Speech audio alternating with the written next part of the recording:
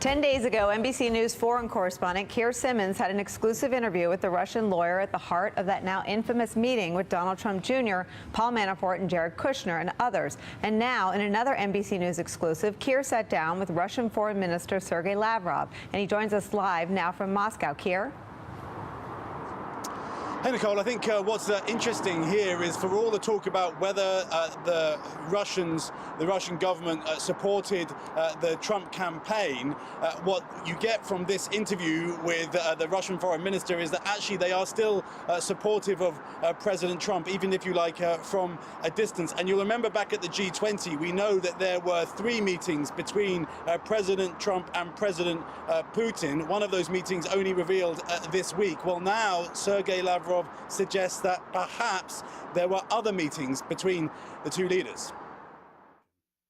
Russian Foreign Minister Sergei Lavrov was in the room when President Trump met President Putin for 2 hours this month. The two leaders had also met briefly to shake hands and later spoke at an official dinner after President Putin was seated next to the First Lady. Now, asked if they interacted on other occasions at the G20, Mr. Lavrov is dismissive, but does not deny the possibility. We know about President Putin and President Trump meeting 3 times at the G20. They met, obviously, for the bilateral. They met at the dinner, and they met well, maybe they went to a toilet together. That was a 4th time. They met also when they were photographed shaking hands. That's my question. I mean, did they meet other times in the hallways? Were there other occasions when they met? When you are brought by your parents to a kindergarten, do you mix with the people who are waiting in the same room to start going to a classroom? It's the G20 though, not a kindergarten. Well, but there is also a room where they get together before an event starts. They cannot arrive all at the same time in a bus. This is Sergei Lavrov's first US interview since that G20 meeting, and following his controversial visit to the Oval Office in May, where it was alleged President Trump shared sensitive US intelligence with Mr. Lavrov. But the intelligence about an alleged ISIS plot to turn smartphones and devices into bombs was not secret, Sergei Lavrov claimed. He was accused of telling me a secret about something which was discovered by special services and which related to the ability of terrorists to manipulate with smartphones and notebooks the way which would allow the explosive to be placed in those devices. But this very statement was made publicly either by FBI or by CIA about a month before I entered the Oval Office. He repeated Russian denials that it intervened in the US elections, describing President Trump as engaged in a fight with the American establishment. So the fight goes on. They want to make the life of this administration miserable. People try to speak about impeachment. It's a fight, though, you think? It's a fight for President Trump? It's absolutely a fight. But as I said, And Russia is on President Trump's side? No, we are on the side of justice.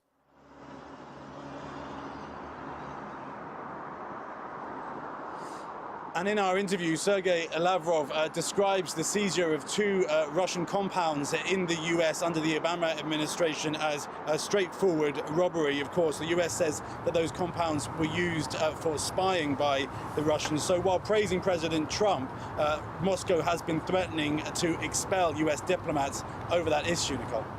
Keir, it's extraordinary. Great exclusive work out of Moscow, and in the first interview with the Russian lawyer, now the sit down with the Russian foreign minister. Thank you very, very much. We're going to try to get you to come back at 4. Richard Haas, what do you make? First of all, that Lavrov is making toilet jokes is just the last piece of evidence that the whole world has gone mad. I've watched him for a long time, and I've never heard him say something, well, they could have gone to the toilet together. But just the, he's a pro's pro. He makes it no secret that they are playing Trump. Right. Well, the contempt. No other word for it. The contempt with which he spoke during that interview. This is a seasoned diplomat.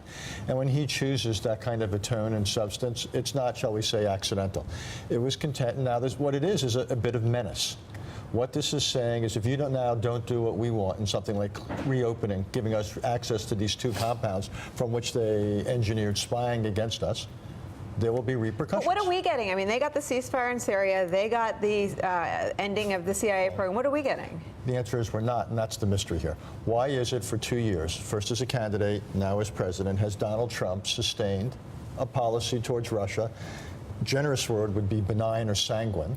An ungenerous word would be, why are we letting them, essentially for free, dominate in Syria, dominate in Ukraine? Why are we letting them interfere in our political processes cost-free?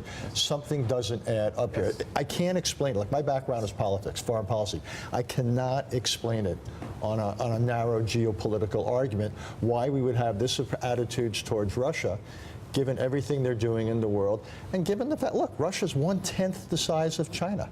Why would we be giving so much attention, so much room to Russia, given all the important issues we face in the world? The wrong question. It's not a question of what we are getting as a country. The question is, what is Donald Trump getting, or what has Donald Trump gotten out of this arrangement? That is the question. We don't know that, but let's bring in a member of both the Foreign Relations and the Judiciary Committees, Democratic Senator Chris Coons of Delaware. Senator, you were able to hear that interview Keir Simmons had with Sergei Lavrov, correct? Did you hear that?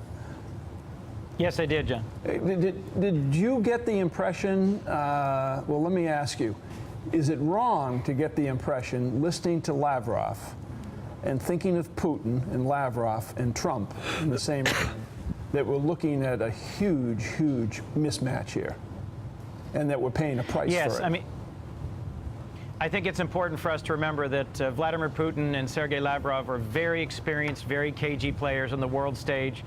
This is the fourth American president with which they've had the opportunity to work. And Vladimir Putin, a skilled former KGB agent, has all the tools at his disposal that Russia has used to play chess with us over decades. And my concern is that President Trump is playing checkers or isn't even on the same board. So with regard, again, with the Russians, what are your thoughts on the combination of Russia and Tehran, now that we've supposedly just given up the ghost in Syria? Russia and Tehran dominating that area, that region of the world. Well, that's got significant strategic consequences for us and our close allies.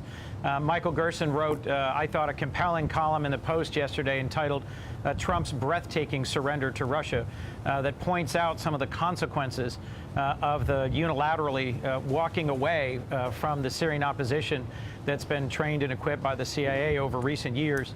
And the idea that we would make a number of concessions to Russia without getting anything in return, and how that weakness will affect our role in the Middle East, in Western Europe, and throughout the world. As Richard Haas just pointed out, we've got significant challenges around the world.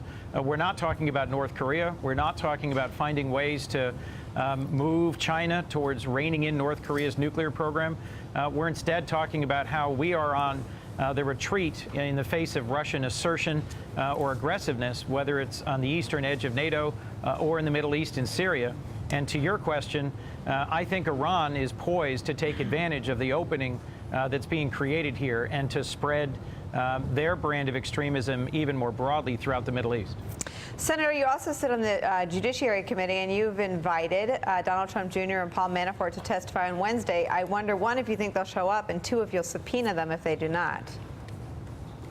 Well, both the chair of the committee, Senator Grassley, and the ranking member, Senator Feinstein, have publicly said that they will use the Senate subpoena power if they don't come willingly. So I expect that we will see them next Wednesday. I think this is an important next step in better understanding what happened. I'll remind you that the meeting that they had, that Donald Trump Jr. had, and Jared Kushner and Paul Manafort, was supposedly about adoptions, something that President Trump just referenced as well. Oh, I talked about adoptions. The adoptions issue is really tied to the Magnitsky Act, which is a set of sanctions on Russian human rights abusers, folks who were involved in murdering Sergei Magnitsky back in 2009. This is something Senator Ben Cardin and Senator John McCain have really championed as part of our long history of standing up to Russian abuses of human rights. All right, Senator Chris Coons, thank you so much for spending some time with us.